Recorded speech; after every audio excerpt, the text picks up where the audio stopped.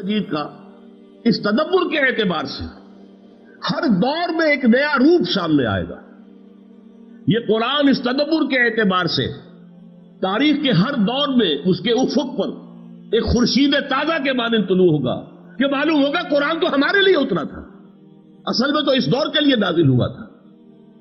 آپ جو کینیڈا میں جو ایمبریولوجی کے سب سے بڑے ماہر ہیں اور جن کی کتاب جو ہے ایمبریولوجی پر پوری دنیا میں سند مانی جاتی ہے، اس نے جب کہا قرآن مجید کو پڑھ کر میں حیران ہوں آج سے 1400 برس قبل ایمبریولوجی کے یہ مراحل جو ہیں کس طریقے سے قرآن مجید کے اندر بیان کر دیے گئے، جبکہ ابھی نہ ڈسیکشن تھی نہ مائکروسکوپ تھا، کچھ بھی نہیں.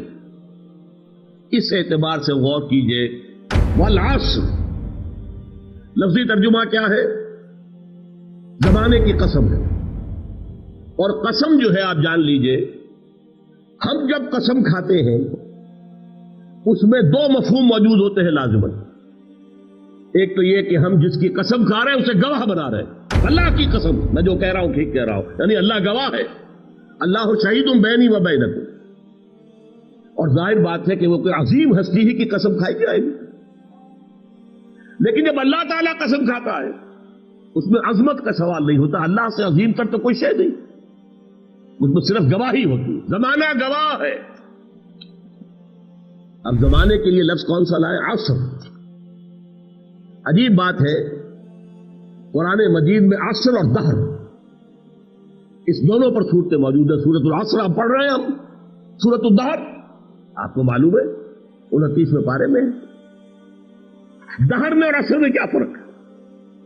یہ جدید فلسفے والے جانتے ہیں.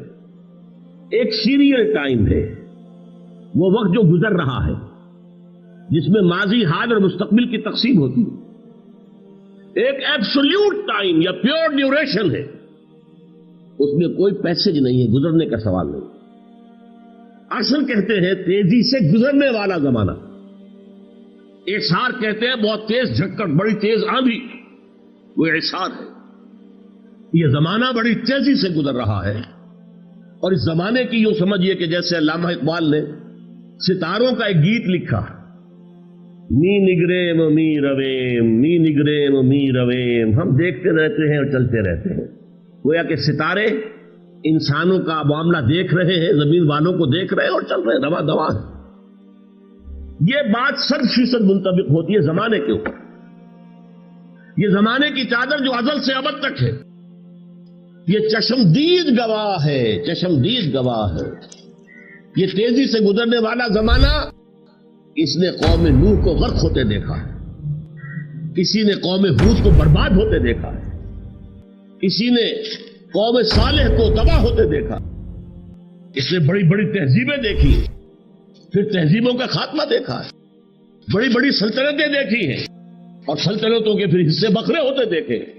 یہ زمانہ چشمدید گواہ ہے اس بات کا کہ ان الانسان لفی خسر، یقیناً انسان خسارے میں ہے، گھاٹے میں ہے.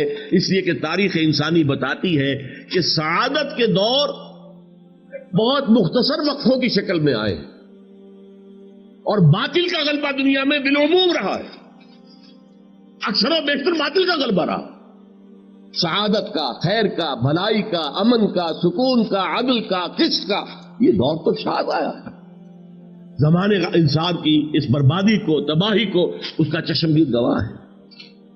پھر اس میں ایک اور کیفیت ہے، والعصر، اس چونکا دینے کا انداز.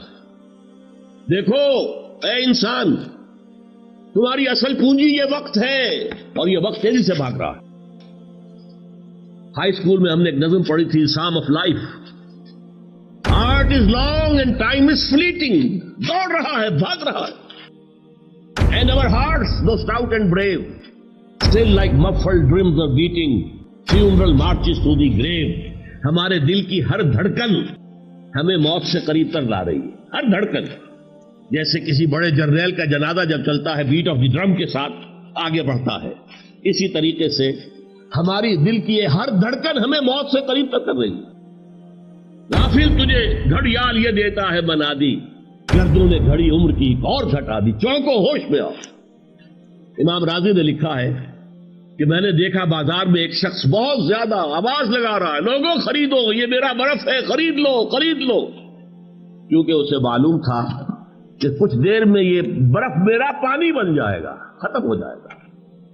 باقی کوئی شخص ہے بھی ساتھ کھانا لے کر بیٹھا ہوا ہے، چلیے نہیں بکا شام تک مال تو کل بھی تو موجود تو ہے نا، لیکن وہ برف کا تاجر کیا ہے، اس کا تو جا رہا ہے، ختم ہو رہا ہے، پگھل جائے گا، اس کی پونجی گئی۔ اسی طرح تمہارے پاس اصل پونجی یہ وقت ہے، یہ مہلت ہے، یہ جا رہی تیزی سے ختم ہو رہی۔